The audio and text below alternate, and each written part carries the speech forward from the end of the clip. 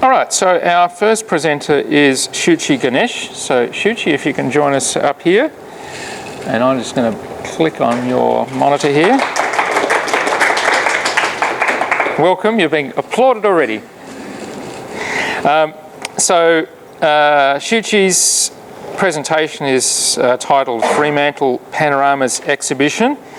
And Shuchi is currently studying towards a Bachelor of Arts with a major in History, which is a good alignment with this particular project. This particular project is sort of a launching point from the Historical Panoramas project, which started out as a HIVE summer internship 5 years ago. So the original student who worked on that project did such a great job that we did the further work to launch it as a public website, historicalpanoramas.com.au, and it's now great to see the project evolve even further. The State Library has been a great collaborator on the Historical Panoramas project the previous stages, and it's great to see the WA Museum taking on the taking up this project even further. So, hi everyone, my name is Shuchi, and as Andrew just mentioned, I'm an undergrad history student. And over the course of this 10 weeks of internship, I was working on a project titled Fremantle Panoramas Exhibition. Before I start discussing the project, I would like to first acknowledge the traditional custodians of the land, the Whadjuk people, on whose land Curtin University is located, and I also pay my respect to Whadjuk elders past, present, and future. Aboriginal and Torres Strait Islanders are also warned that the following presentation contains images and stories of people who have died. So I would like to first begin by introducing my project. So the Western Australian Museum is intending to display the Fremantle-focused parts of the Historical Panoramas project, along with various other images and collections related to historical events of Fremantle at the temporary exhibition gallery in WA Maritime Museum.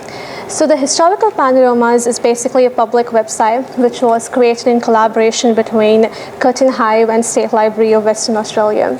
So it provides a virtual tour to visitors to explore how the city of Perth and Fremantle has changed over time through these panoramas. However, the WA Museum is intending to propose only the Fremantle-focused parts of the Historical Panoramas alongside various other stories. So following the intentions of the WA Museum, here are the aims of my project. So the first aim of my project was to create an exhibition brief. So this exhibition brief will be used by the WA Museum for future exhibit planning. The second aim was to identify some of the significant stories that could be potentially displayed in the exhibition. Third, to analyze the historical panoramas. So as I said, the historical panoramas contains many panoramas of Fremantle. So my main job over here was to analyze and interpret how the city of Fremantle has changed over time through these panoramas. Fourth, to search for archival materials, images, and collections related to Fremantle. And finally, I also had to investigate some of the ways in which the stories and the panoramas could be exhibited in the exhibition. So what were the outcomes of my project? I created an exhibition brief which outlines in detail the key message, themes, exhibit list, and the visitor outcomes expected from the exhibition. To be precise, the exhibition brief is 50 pages long, and it details all information which is required for exhibition planning. And over the course of this internship, I also did an extensive research on what kind of stories could be displayed in the exhibition. And these stories have been divided into 5 themes, and these themes have various sub-themes in them as well. So these 5 themes are, the first one is called Aboriginal or Volupe History, and the second one is the history of Fremantle Port, third, the panoramas, fourth, Gold Rush history, and lastly, the celebrations. And as I said, I also investigated ways in which these stories will be exhibited in the exhibition, and overall the project came up with 26 exhibit lists. Now I would like to take some time in briefly describing what these 5 themes are and the exhibit examples. However, I won't be able to go in detail and showcase all the 26 exhibit lists because of time constraint, but I'll be showing some of the exhibit examples which seem to be really interesting to me. So the first theme is called Volupe History. So Volupe is a Nyoongar name for Fremantle, and it actually means the crying place. It is called so because it is believed by the Nyoongar people to be the place where a person's spirit leaves when they die. It's a very interesting story. And this theme covers something known as knitting. So knitting means creation stories. So it gives a Nyoongar perspective on how Volupe was created and the various ancestral beings that were involved in the creation of Volupe. It also covers some of the traditional sites in Volupe.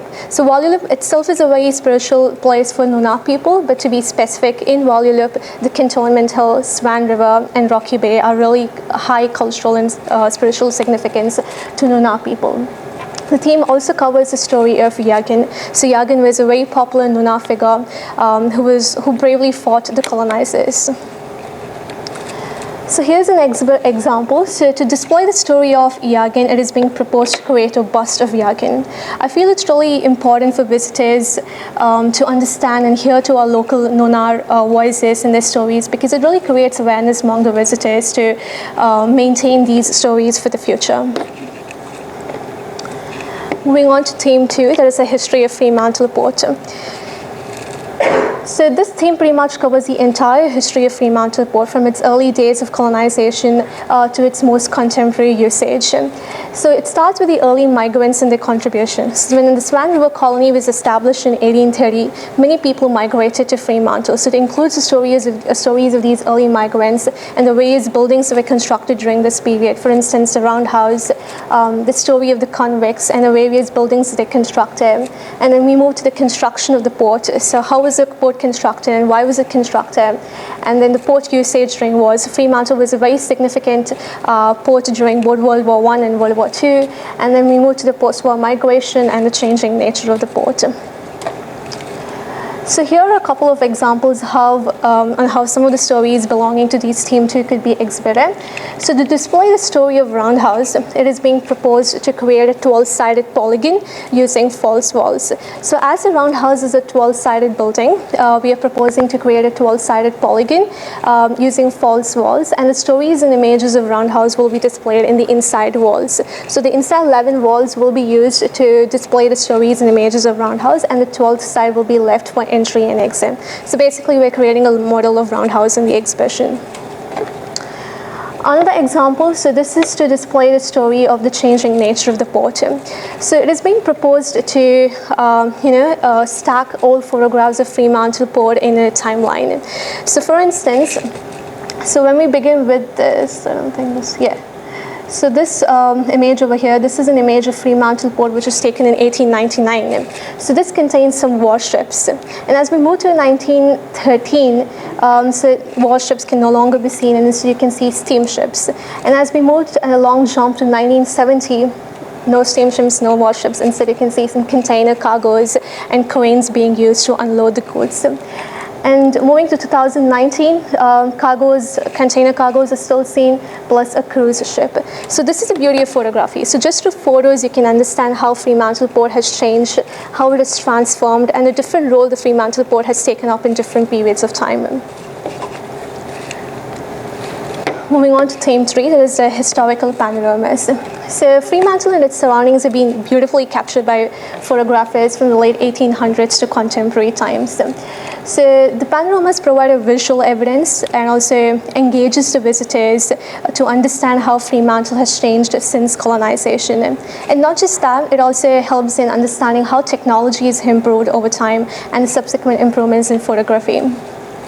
So to display the historical panoramas, it is being proposed to display the historical panoramas on a large screen, preferably curved, similar to the cylinder screen over here.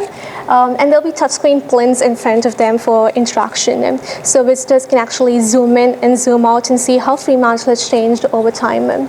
So this is a very interactive exhibit, and visitors can actually really feel the vibe of walking through a historical Fremantle and see how it has transformed over time. Moving on to theme 4, that is the gold rush history. So when gold was discovered in different parts of Western Australia, migration to Fremantle increased by great heights, and many buildings had to be constructed to support this outgrowth in population. So some of the buildings that this theme is going to cover are the National Hotel, Literary Institute, Federal Hotel, Orient Hotel, Esplanade Hotel, and Manning buildings. So this theme will actually cover some of the strange or unique stories that happen inside the buildings, and also at the same time look at the architectural wonders of these buildings. So here's an exhibit example. So it is being proposed to display these buildings through projection mapping. So here's an example of projection mapping of Orient Hotel, Esplanade, Federal Hotel, and Esplanade Hotel. So false walls will be used to cut it in, and false walls will be used and cut into shallow triangles, and they'll be cut further into the shape of the buildings to reflect those intricate details of the architecture. So during the period of gold rush, Federation-free style of architecture became really popular. So this Federation-free style of architecture is a blending of classical and also modern style of architecture. So when these buildings are projected, so you can actually see those intricate and very delicate details of the buildings. Moving on to the last theme, that is celebrations. So this theme revisits some of the celebrations or festivals that have happened in Fremantle. Fremantle is often known as a city of entertainment. It's a very vibrant and energetic place. So some of the events that this theme is going to cover is the America's Cup. So the 1987 America's Cup was held in Fremantle. So it's basically a sailing event. ISAF, that is the International Sailing Federation, that was proudly hosted by Fremantle in 2011. Rally Australia is an automobile event which ran for the very first time in Fremantle in 1988. Fremantle Markets and Fremantle Festival, they're really vibrant always. And you have the one-day event. So one-day event is actually a very recent event which started in 2017. So it kind of brings people together and discusses what's really great about being Australian. So this year's theme, that is 2021's theme, was to celebrate and appreciate the traditions of Nyoongar people. And who can forget the 2013 AFL Grand Finale? So although Fremantle lost the match, the entire streets of Fremantle were jam-packed and overcrowded. So, and the Blessing the Boat. So Blessing the Boat is a very ancient festival which was started by Italian migrants when they first migrated to Fremantle in 1948, and it continues to be celebrated even today. So here are a few images. So this is a picture of Blessing the Boat being celebrated in Fremantle in 1961. So this is a picture of America's Cup of 1987. You can see how overcrowded Fremantle is during the celebration. And this is a picture of the Fremantle festivals in 1990. So a street parade is going on. And this is a picture of AFL in 2013 when Fremantle was really jam-packed, and they're kind of cheerfully looking at the match on LED screens. So it is being proposed to display these images on walls so that visitors can actually really feel a sense of how Fremantle was looking during these celebrations. So these are the 5 themes and some of the exhibit examples. I would also like to show you all a floor plan. So this floor plan will give a general sense of how the exhibition will look like. So here is the entrance to the gallery space. So as soon as a visitor enters, the first thing they should be able to see is a Welcome to Country video by a Nyoongar elder. So as they move through that, so both on their right and left hand side will be exhibits related to theme 1, that is Volupe History. Moving from that, so they should be able to come across exhibits related to theme 2, that is the history of Fremantle Port. So starting with the early migrants and the contribution, the stories of the convicts and the various buildings constructed by them, and then moving to the original photographs belonging to construction of the port sub-theme, and opposite to that will be this changing nature of the port. So this entire wall will be taken up by this changing nature of the port. And then as they move through that, there'll be a few other original photographs of how Fremantle looked during the war period. And then next to that will be the centerpiece of this exhibition, which is the Panoramas, so which will be displayed in a huge curved screen. And opposite to that is the model of the roundhouse, which I just discussed earlier. And this entire wall over here will be taken up by the projection mapping. So the various buildings that were constructed during the period of gold rush will be displayed through projection mapping. And almost at the end, so this entire falls wall will be taken up by the celebration. So that will be filled with images and videos of Fremantle celebrating itself. So as you can see, so the general flow of this floor plan is in a timeline. So you start with the most ancient, that is the Volupe History, and end with the celebrations. So visitors should be able to really learn and also enjoy at the same time the history of Fremantle. And last but not the least, I would really like to acknowledge and thank my supervisors, Dr. Bree from the School of Media, Creative Arts and Social Inquiry, Carly and Andrew from Curtin HIVE. I would also like to thank Donna and Tanya from the WM Museum, and thank you all for being such a wonderful audience.